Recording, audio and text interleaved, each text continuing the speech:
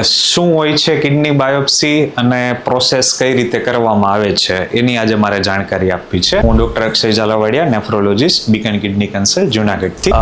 પહેલા તો એ મારે ક્લેરિફાય કરવું છે કે બાયોપ્સી, કિડની બાયોપ્સી કેન્સર માટે નથી થતી. જનરલી પબ્લિકમાં એવું હોય છે કે બાયોપ્સી એટલે કેન્સર.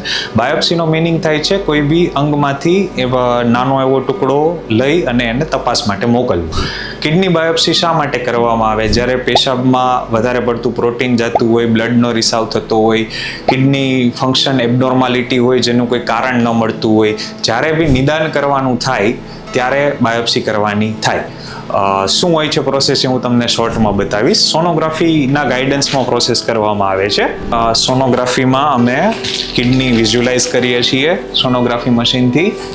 આ જે દેખાઈ રહ્યું છે ઓર્ગન, આ એ ઓર્ગન કિડની છે.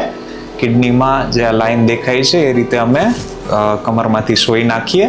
નાનો એવો નળાકાર વાળ જેવો એનો ટુકડો આવે સોયમાંથી.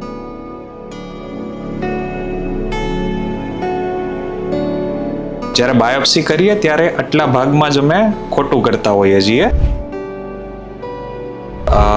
કોઈ મોટો ચીરો આવતો નથી. જે રીતે લોહી લેવામાં આવે સોય દ્વારા એ જ રીતે આ જગ્યાએ સોય નાખીએ અને ત્યારે અમે આવી રીતે સોનોગ્રાફીમાં એ સોય ક્યાં જાય છે, કઈ જગ્યાએ જાય છે જોતા રહીએ અને કિડનીમાંથી બે નળાકાર વાળ જેવા ટુકડા લઈ અને એમને તપાસમાં મોકલીએ.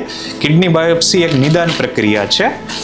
કિડની બાયોપ્સીથી પ્રોપર નિદાન થાય. જ્યારે નિદાન થઈ જાય એક્ઝેક્ટ રોગનું, ત્યારે એની પ્રોપર ટ્રીટમેન્ટ થાય.